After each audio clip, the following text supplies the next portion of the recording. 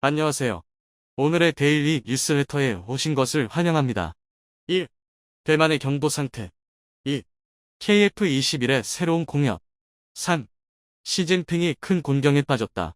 한번 진실을 알아봅시다. 언제 중국이 침공할지 모르는 바람 앞에 촛불이 되어버린 대만에서 한국의 KF-21을 간절하게 바라보고 있다는 소식이 들려왔습니다. 미국이 F-35 수출을 거부하면서 중국을 상대할 전투기가 완전히 없어진 대만은 한국의 KF-21을 베껴 5세대 전투기를 만들려다 실패하고 마지막 희망으로 KF-21의 대만 도입 가능성을 간절히 바라고 있다고 하는데요. 얼마 전에는 대만에서 가장 영향력 있는 뉴스 프로그램에서 KF-21을 분석하는 특집 방송을 방영하여 화제가 되고 있다고 합니다.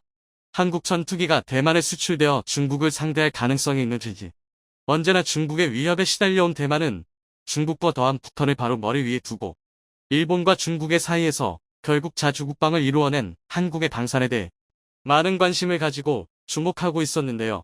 특히 한국에서 자체 개발한 초음속 전투기 KF-21에 대해 대만 언론에서 지속적으로 보도해 왔었습니다.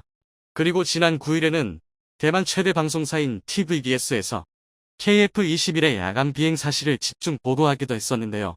자체 개발한 최첨단 5세대 전투기 KF-21보라매가 처음으로 야간 비행 임무를 성공적으로 수행하여 앞으로 더욱 발전할 전망을 보여주었습니다. 이 초음속 전투기는 쌍발 엔진을 갖추고 있으며 시속 2200km로 최대 2900km를 비행할 수 있으며 7.7톤의 다양한 무기를 탑재할 수 있습니다. F-35와 같은 5세대 전투기의 핵심 기술이 아직 달성되지 않았기 때문에 이 전투기는 4.5세대 전투기로 분류됩니다. 그리고 지난 17일 초음속 돌파를 성공하여 F-16을 뛰어넘었습니다. KF-21은 단자식과 양자식으로 나뉘며 이를 통해 한국이 자주국방에 대한 염원이 매우 크다는 것을 알 수 있습니다. 대만의 주력 전투기인 F-16의 수준을 훨씬 뛰어넘었으며 대만이 해내지 못했던 자주국방의 길을 걷고 있다고 전했습니다. 사실 대만처럼 적대관계도 아닌 국가의 무기 개발 현황을 실시간으로 보도하며 주목하고 있는 것은 매우 이례적인 일인데요. 대만에서까지 한국 전투기 개발 현황을 관심 있게 지켜보고 있는 이유는 자신들과는 다르게 성공적으로 무기 개발을 이어나가고 있는 한국의 상황이 너무 부럽기 때문입니다. 사실 우리나라보다 앞서 자체적으로 전투기 개발을 시작했던 나라가 대만인데요. 1980년대 노후화된 전투기 전력 교체가 시급했던 대만에선 미국이 중국과의 관계를 고려해 최신 무기 수출을 거부하자 결국 전투기의 자체 개발을 시작했었고 그렇게 대만 최초의 국산 전투기 경북호가 만들어졌습니다. 하지만 미국에서 중국을 자극하지 않기 위한 제약 조건을 내거는 바람에 경북호의 항속거리는 F-5E보다 길지 않아야 했고 공대지 능력은 F-16보다 우수하지 않아야 한다는 어처구니 없는 조건이 붙어 있었다.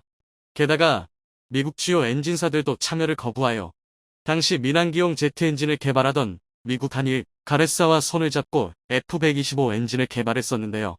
F-125 엔진의 추력은 T-50 엔진의 절반 수준에 지나지 않아 쌍발이면서도 T-50보다 추중비가 떨어질 정도였습니다. 또한 부족한 기술로 어떻게든 전투기를 만들기 위해 온갖 곳에 부품을 끌어놨은 결과 경북호 1호기의 출고 당시 전투기의 국산화율이 3%에 지나지 않았다고 합니다.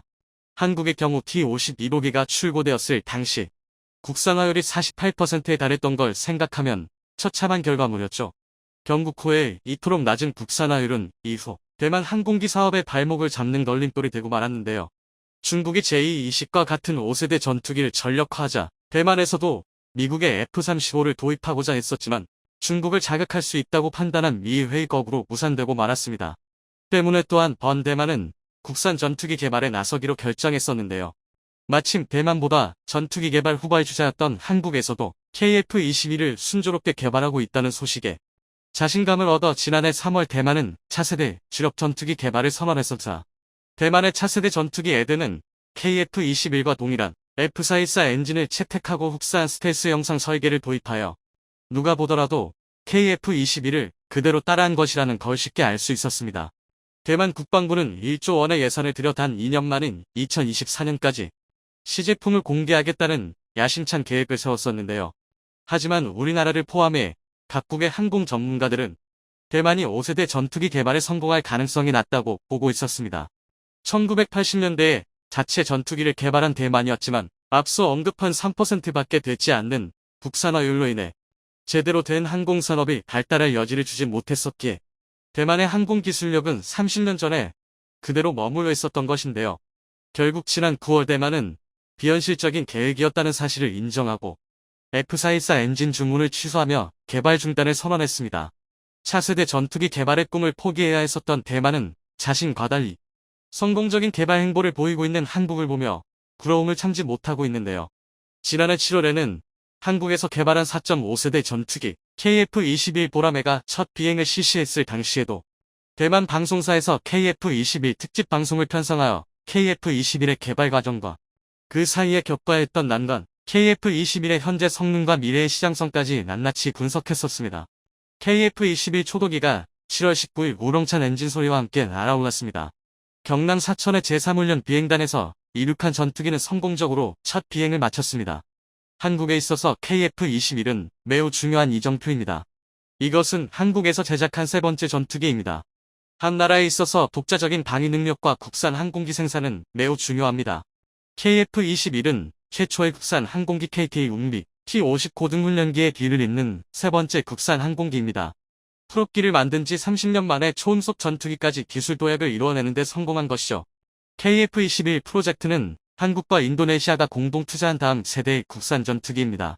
이 비행기는 착륙장에서 랜딩 기어를 내리지 않고 33분간 비행한 뒤 착륙했습니다. KF-21 프로젝트는 20년에 걸쳐 개발되어 완성되었으며 한국이 항공산업을 성장시키는 데 큰 야심을 보여주고 있습니다. 특히 유럽 업체와 미국 업체들이 한국과 협력하길 원하는데 예를 들어 T-50 고등훈련기는 한국과 록히드 마틴이 함께 만들었습니다. KF-21은 F-35를 첨부하여 개발된 것으로 5세대 전투기의 기준에는 못 미치는 4.5세대 전투기로 분류됩니다. 동체 길이는 16.9m이며 높이 11.2m, 폭 4.7m, 중량은 17.2톤입니다. 최대 항속 마하 1.8의 최대 무장량은 7.7톤이고 하드포인트 10개를 갖추고 있습니다. KF-21이 막 공개되었을 당시이기에 하드포인트가 10개로 알려져 있었지만 실제로는 12개의 하드포인트를 갖추고 있습니다. KF-21은 대략 4.75세대와 5세대 전투기 사이의 기술을 갖추고 있으며 온전한 스텔스 형상을 가진 것이 특징입니다. 이는 슈퍼호넷과 같이 일부만 스텔스 형상으로 제작된 것과 다릅니다. KF-21에는 한국에서 개발한 이사레이더, 적외선 관측 시스템이 장착되어 있습니다. 다만 아직 내부 무장창은 갖추지 못한 상태입니다. 2021년까지 KF-X 프로젝트에 167억 달러의 예산을 투입한 한국은 2032년 이전에 132대를 구입할 계획입니다. 이 프로젝트는 개발 과정에서 여러 차례 자금과 기술적 문제로 지연되었으며 반대파들의 반대에도 직면했었습니다. 비용 문제로 비판을 받기도 했지만 KF-X 프로젝트는 한국 항공산업의 역량을 보여주는 중요한 프로젝트로서 정부와 국민의 결의로 어려움을 극복해 나가고 있습니다. 대만에서 가장 부러워했던 점이 이런 부분이었는데요. 한국 역시 미국의 기술 이전, 거부와 예산으로 인한 반대에 부딪혔으면 국산 전투기가 필요하다는 국민적 지지와 기술 개발에 피땀을 흘린 연구진들의 노력으로 모든 난관을 극복해낼 수 있었습니다. 국제군용기 시장을 관찰했을 때 현재 수출되는 대부분의 5세대 전투기는 미국의 F-35입니다. 하지만 F-35는 정말 비싸고 운용비용도 높습니다. 미래의 KF-21은 5세대와 4세대 전투기 사이의 시장에서 F-16과 F-35 사이의 공백을 채울 수 있습니다. 한국은 국방산업 발전에 전력을 다하여 지난해 100% 이상 성장하여 전 세계 8위의 무기 수출국이 되었습니다. 아시아 국가 중에선 중국에 이어 2위입니다. 7월 27일에는 폴란드 국방부와 14억 1천만 달러 규모의 방산 계약을 체결하여 K2 흑표전차 180대, K9 자주포 670대, FA-50 경전투기 48대 등을 수출할 예정입니다. 이로써 폴란드는 대한민국의 최대 군수품 수입국이 되었습니다. 대만과 달리 4.5세대 국산 전투기를 통해 자주 국방을 이루어내고 세계적인 방산 강국으로 떠오르고 있는 한국의 모습에 대만 네티즌들은 좌절감을 감추지 못하고 있습니다. 몇몇 네티즌들은 제발 대만에도 KF-21을 팔아달라고 말하고 있는데요. 지리적으로도 멀지 않고 수출에 걸림돌이 되는 미국의 핵심 항공 기술 역시 우리 연구진의 노력으로 국산화에 성공했으니 KF-21의 대만 수출이 완전히 말이 안 되는 일은 아닌데요. 하지만 대만에 무기를 수출을 하는 순간 중국이 무슨 짓을 할지 모르기에 대만 네티즌들의 바람처럼 되기는 어려워 보입니다. 남들보다 빠르게 만드는 것도 중요하지만 그 시도를 통해 미래를 향해 나아갈 수 있는 기반을 마련하는 것이 대한민국이 전쟁을 준비하고 있다. 지금 전 세계의 시선은 동북아에 집중되고 있습니다. 바로 5년 이내에 세계대전 극대규모 전쟁이 발발할 위험이 가장 큰 지역이기 때문인데요. 심지어 최악의 경우 대한민국이 섬처럼 고립될 수도 있다고 주장하고 있습니다. 중국이 미국을 몰아내고 남중국해, 태평양까지 영향력을 넓히면 태평양 진출로가 모두 가로막힌 한국 입장에서는 할 수 있는 게 아무것도 없다는 것입니다. 하지만 다행히 이런 상상만 해도 끔찍한 일은 벌어지지 않을 것 같은데요.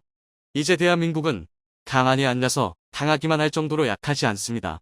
오늘은 향후 5년에 걸친 대한민국의 군사력 초강화 프로젝트에 대해 알아보겠습니다. 대한민국의 기본 군사 전략은 방어입니다. 그래서 압도적인 공격 능력을 준비 중인데요. 공격을 막는 데에는 한계가 있으니 공격 주체인 적을 섬멸해버리는 게 가장 완벽한 방어가 아니냐는 것입니다. 우스갯소리긴 하지만 애초에 공격하는 사람이 없어지면 방어할 일도 없으니 따지고 보면 완벽한 논리인데요. 그 대표적인 게 바로 한국형 세축 체계입니다. 그리고 이 중에서도 특히 우리 군에서 신경 쓰고 있는 분야가 키체인 즉 선제 타격을 위한 역량 강화인데요. 지난 영상에서 말씀드린 F-35A 스텔스 전투기 20대 추가 확보, 북한 장사정포가 숨은 지하갱도를 효과적으로 파괴할 수 있는 전술지대지 유도무기 KTSS의 전력화 등이 모두 키체인 역량 강화의 일환입니다. 또한 결정적인 한방을 위해 SLBM 탑재 중형 잠수함 3,600톤 급장보고 선배치 2의 추가 확보를 계획하고 있는데요. 그런데 이 계획이야말로 정말 상상 이상인 전력 강화입니다. 일단 장보고 선배치 1인 도산 안창호급 잠수함부터가 전 세계 재래식 잠수함 중 규모 면에서 2위를 다툴 정도인데다 성능은 이미 핵잠수함과 거의 비슷한 수준입니다. 실제로 도산 만창호함은 3주간의 연속 잠항에 성공하면서 세계 최장 잠항 시간을 기록하기까지 했는데요. 여기에 장보고 세배치 2에서는 전 세계 두 번째로 리튬이온 전지를 탑재하면서 수중 지속항해, 고속기동 시간이 크게 향상되었습니다. 게다가 말구평 소나 체계를 탑재하면서 하드웨어 스펙부터 배치 1보다 3배 이상 향상되었는데요. 한마디로 재래식 잠수함에서는 세계 최강이라는 말이 전혀 아깝지 않은 잠수함입니다. 그리고 무엇보다 장보고 세배치 상부터는 SLBM 현무사사가 열발로 늘어납니다. 사실 이게 가장 중요한데요. 현무사사는 지난 2021년 9월 SLBM 시험에 성공했다는 것만 공개되었지 아직 상세 스펙도 제대로 알려지지 않은 한국의 핵심 첨단 무기인데요. 그나마 가장 보수적으로 추측한다 해도 탄두 중량 1톤에 사거리만 500km에 달합니다. 이 정도 사거리면 북한 전역에 대한 선제 타격은 물론이고 심다오시, 상하이시, 항저우시 등 중국 본토의 주요 군사시설을 전면 타격할 수도 있습니다. 더군다나 SLBM은 잠수함에서 발사된다는 특성상 미사일을 발사하기 직전까지 상대가 대응하는 게 불가능에 가깝습니다. 그나마 아주 불가능하다는 표현을 쓰지 않은 건 잠수함의 위치가 발각될 가능성도 있기 때문인데요. 이로 인해 SLBM과 이를 탑재하는 잠수함은 존재 자체만으로도 강력한 전쟁 억지력을 발휘합니다. 대한민국의 적성국 입장에서 어디에서 언제 발사할지 모르는 SLBM이 존재하는 이상 섣부른 행동을 할 수 없기 때문입니다. 하지만 SLBM을 보유한다는 건 절대 쉽지 않은 일인데요. 오죽하면 전 세계에서 오직 한국, 미국, 영국, 프랑스, 러시아, 중국, 인도만이 실질적으로 SLBM을 운용할 수 있습니다.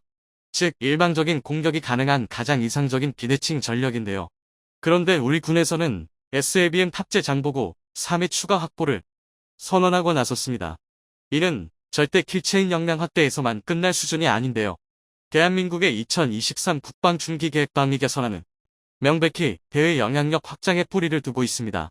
실제로 우리 군에서는 대량 응징 보복 능력 확보를 위해 고위력, 초정밀, 장사정 미사일을 개발하고 있습니다. 쉽게 말해 괴물 미사일이라고도 불렸던 고위력 탄도 미사일 현무5를 본격적으로 전력화하겠다는 건데요. 현무5는 이미 8-9톤에 달하는 세계 최대 중량의 탄두로 4.5킬로톤 급전술 핵무기와 동등한 타격력을 갖추었다고 평가받고 있습니다. 물론 단순 폭발력만으로 미사일의 위력을 설명하는 데는 한계가 있는데요. 하지만 현무5는 8-9톤 탄두를 탑재하고서도 최대 사거리가 600km에 달해 북한 전역을 타격할 수 있습니다. 게다가 여기서 탄두 중량을 1톤 이하로 줄이면 최대 사거리가 3,000km 이상으로 치솟습니다. 이렇게 되면 사실상 중국 전역을 사거리에 놓는 건데요. 심지어 0.5톤의 탄두를 탑재하면 최대 사거리는 무려 11,000km까지 상승합니다. 그럼 서울을 기준으로 삼아도 러시아 모스크바를 직접 타격할 수 있는 건데요. 이로 인해 다수의 전문가는 현무5를 한국이 보유한 첫 번째 ICBM으로 보고 있습니다. 다만 국제적 분쟁을 줄이기 위해 탄두 중량을 높이는 방향을 선택했다는 건데요. 하지만 이런 상황에서 현무5의 수량을 증대시키겠다는 건 결국 불안한 동북아 점세에 발맞춰 외부 영향력을 확대해 나가겠다는 의미입니다. 이뿐만이 아닙니다. 우리 군에서는 총력전 체계를 더욱 단단하게 구축하고 있는데요. 우선 포방부라는 별명답게 탐지 거리만 70km에 달하는 대포경 탐지 이살 레이더인 천경2의 전력화를 완료할 예정입니다. 또한 기존 대비 원격 운용거리 10배 증가, 동시 표적 탐지 능력 2배 증가, 탐지 정확도 14% 향상, 전개시간 66% 감소, 철수시간 33% 단축 등 혁명에 가까운 신형 4단급 대포병 탐지 레이더 추가 개발 또한 계획 중인데요. 이번 우크라이나 전쟁을 통해 대규모 함한 구성이 아니라 족집게 포격이 전술적으로 더 중요하다는 게 밝혀진 만큼 우리 군에서도 포격 정밀도를 더욱 강화하는 모양새입니다. 하지만 여기서 끝이 아닙니다.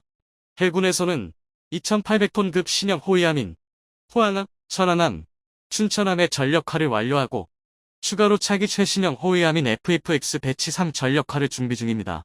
지금까지 공개된 정보에 따르면 FFX 배치 3은 통합 마스트와 사면, 고정형 이살 레이더를 탑재한 스텔스 형상으로 계획되고 있는데요. 게다가 KVLS-16셀의 해공 대함 유도탄 방어 유도탄, 홍삼어 장거리 대잠월, 해룡 전술 한대지 유도탄 등을 탑재하면서 말만 호위함이지 사실상 구축함급 화력과 탐지 체계를 보유할 예정입니다. 이는 연안 방어의 최전선인 해역함대의 전투 수행 능력을 강화하기 위함인데요. 가장 최근 001형 항공모함 무력 시만 봐도 알 수 있듯이 중국은 한국의 서해를 시작으로 태평양 영향력을 강화해 나가고 있습니다. 만약 한국이 대항 작전에만 전력을 투자하고 연안 방어에 소홀히 한다면 빈집털이를 당하기 딱 좋은 조건인데요. 하지만 FFX 배치 3처럼 충분히 강력한 호위함 전력을 보유할 수 있다면 오히려 역으로 중국 해군의 대항 진출을 봉쇄할 수도 있습니다. 드레시를 다지겠다는 건데요. 같은 의미에서 공군 또한 대대적인 재개편을 계획 중입니다. 일례로 현재 우리 군의 주력 항공기인 F-15K와 KF-16의 성능 개량을 통해 표적 탐지 추적 능력을 고도화하고 명중률 및 전자전방어 능력을 최고 수준으로 유지하려 하고 있습니다. 그리고 여기에 KF-21의 전력화를 통해 노후화된 F-4, F-5를 드디어 완전히 대체할 예정인데요. 계획대로 순조롭게 세대 교체가 이루어진다면 우리 공군의 전력 운용 구조가 전부 4세대 이상으로 교체되는 것입니다. 이제야 선진 강군이라는 이름이 아깝지 않은데요. 실제로 최근 미국 뉴스월드 리포트에서 발표한 내용에 따르면 한국은 2022세기에서 가장 강력한 국가 6위에 랭크되었습니다. 차례로 미국, 중국, 러시아, 독일, 영국이 한국보다 우위에 있었는데요. 반면 일본은 8위에 불과했습니다. 이는 대한민국이 비단 군사력뿐만 아니라 문화, 경제, 시민의식 등 모든 지표에서 선진국의 반열에 올랐다는 방증인데요. 이제 대한민국이 군사적 충돌의 등바구니에서도 K9 자주포의 파생형인 폴란드의 크라브 자주포가 우크라이나 동부 전선에서 처참하게 엑스살났다는 비보가 들려왔습니다. 그런데 각기 다른 공격으로 격에 쓰된 크라브 자주포를 분석한 결과 놀랄만한 결론이 나와 K9 자주포를 운용하고 있는 국가들이 충격에 빠졌는데요. 한국 무기계약을 엎어버리자던 폴란드 반대파들은 할 말이 궁색해졌다고 합니다. 이참에 K9을 까내리려던 일본 극우 네티즌들도 예상치 못한 반전에 입을 꾹 다물었다고 하네요. 어떻게 된 일인지 자세한 소식 알아보도록 하겠습니다. 점점 치열해지고 있는 우크라이나 전선에서 K9 자주포에 기반해서 만들어진 폴란드의 크라브 자주포가 러시아의 반격에 파괴되었다는 소식이 들려왔습니다. 우크라이나 동부 전선에서 최근 기승 부리고 있는 러시아의 자익스드론 레이시 은엄폐 중이던 크라브 자주포를 공격한 건데요. 크라브 자주포의 상부 포탑이 완전히 날아가버려 충격을 주고 있습니다. 그동안 우크라이나 전장에서 활약하며 PZH-2000보다 어느 부분에선 훨씬 낫다는 평가를 받고 있었던 크라브 자주포인데 그 방어력은 기대했던 것에 못 미친다는 사실이 드러난 것이죠.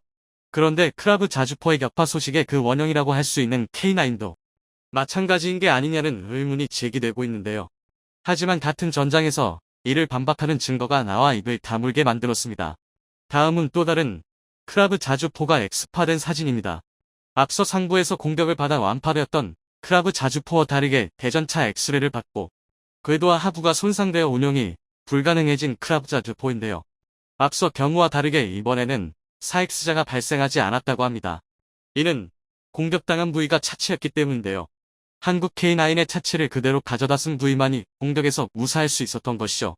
크라브 자주포의 차체는 K9과 같은 부품을 쓰고 있지만 포탑 부분은 영국 AS-90 자주포의 포탑을 사용하고 있습니다.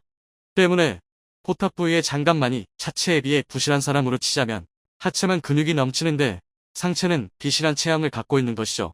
반면 한국의 K9 자주포는 국내 포스코에서 특수 제작한 두께 35mm의 고명도 고장력 특수강을 사용한 장갑을 사용하고 있습니다. 이는 상부 10m 고도에서 폭발한 155mm 포탄에 대해서도 승무원을 보호하는 게 가능하죠. 이에 비해 크라브 자주포 포탑 부분 장갑은 최대 17mm에 불과해 K9 자주포 장갑의 절반도 안 되는 두께를 가지고 있습니다. 거기에 AS-90 포신이 이미 단종돼버린 구형인데다가 실전에서 포신이 과열되어 녹아 떨어져 나가는 대참사까지 일어났었죠.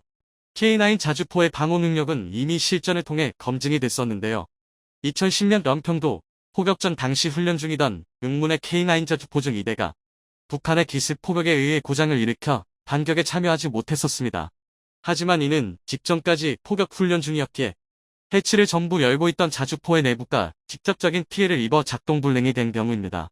오히려 이러한 와중에도 탑승 인원들을 지켜냈었고 나머지 상군이 곧바로 반격에 나서 K9 자주포의 방호력을 증명해냈었죠. 실제로 연평도 포격 사건은 해외에서 우리 무기를 도입하려는 국가들에게 한국 무기의 실전 경험을 증명하는 사례로 남아 K9 자주포가 불티나게 팔릴 수 있게 해주었죠. 이번 우크라이나 전장에서의 크라브 자주포 손실로 인해 폴란드 내부 한국 무기 반대론자들의 세력이 힘을 못쓰게 될 것으로 보입니다.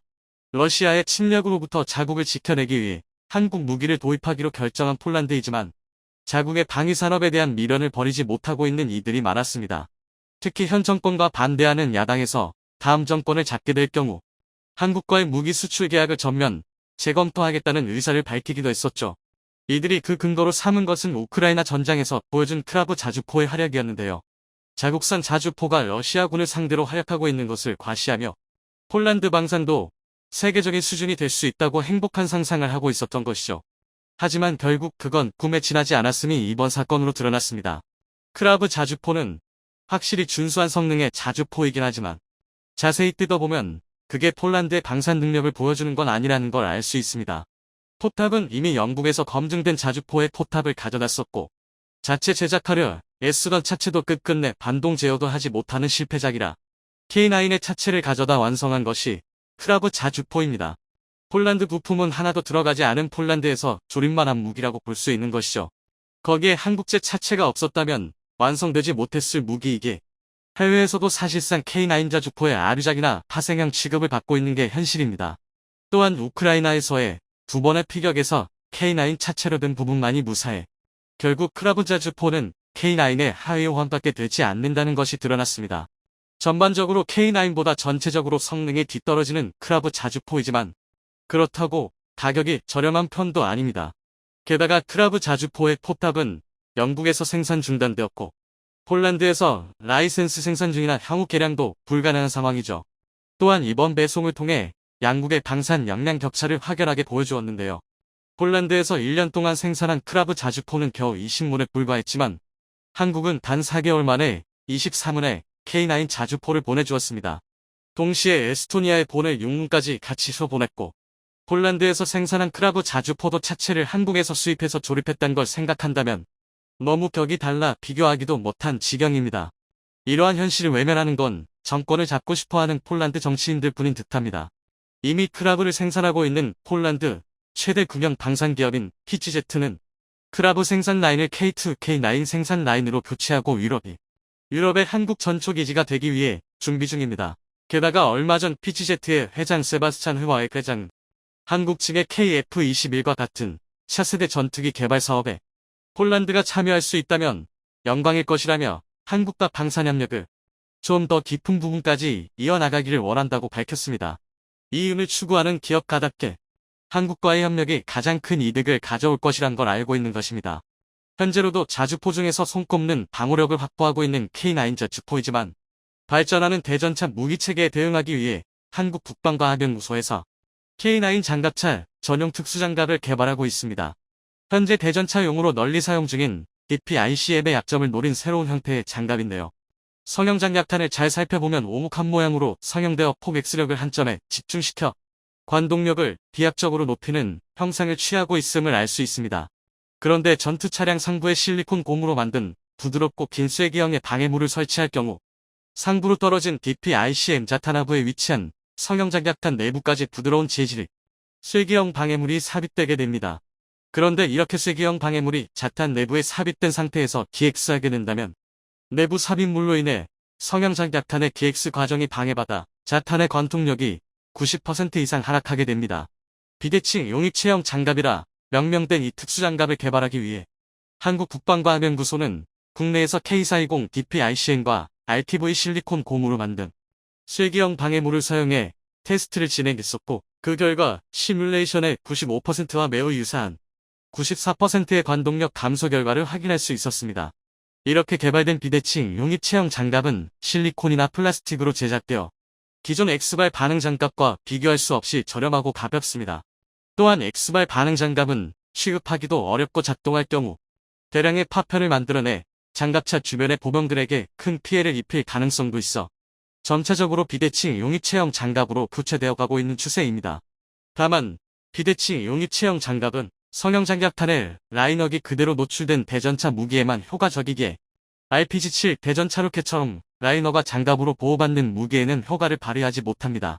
때문에 후방에서 DPICM탄 위협에 노출되는 자주포에나 장갑차에 적합하기에 현재 국내 장갑차 중에서는 AS-21 레드백에 앞서 장착되어 있고 향후 K9 자주포와 K10탄약 보급차에 장착될 예정입니다. 이번 독일 푸마 장갑차 대량 결함 사태와 더불어 PZH-2000 자주포 역시 가동률이 3분의 1밖에 되지 않는다는 사실이 드러나며 독일이 방산 강국이라는 환상이 벗겨지고 있습니다. 이는 K9을 가장 열심히 까내리며 독일을 추앙하던 일본에서도 마찬가지인 듯한데요. 이 소식을 들은 일본 네티즌들은 다음과 같이 평했습니다. 평시에 105문 중 40문 정도밖에 움직일 수 없는 PZH-2000과 1000문 이상 보유하고 훈련할 때도 호래하게 쏴대는 K9을 비교하자면 어느 쪽을 선택할까는 각자의 판단에 맡기라지. 자국 육군 재편성을 어떻게든 하지 않는 이상 다른 나라에 수출하는 건 자기 무덤을 파는 짓일 뿐더러 이 참상을 보고도 구입을 결정한 나라의 담당자는 국민에게 거리에서 매달려 버릴걸? 독일은 앞으로 5년은 수출할 여력은 없는 것일까? 어쩌면 지금 이 시점에서 한국 육군은 굉장히 강할지도 몰라. 상대적이 아니라도 포병에 미친 북한과 대치하고 있는 관계상 절대적으로 세계 톱 레벨의 육군 대국이야. 세계적으로 저기만큼 포병 밀도가 짙은 지역은 존재하지 않아. 독일 연방군이 안고 있는 문제는 대부분 자위대도 가지고 있는 문제라 선뜻 웃을 수가 없다.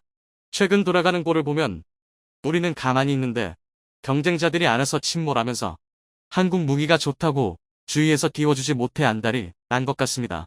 단 수년 만에 바뀐 한국 무기의 위상에 자랑스러움을 느끼며 K방산이 세계적인 브랜드가 될 수 있도록 응원을 보냅니다.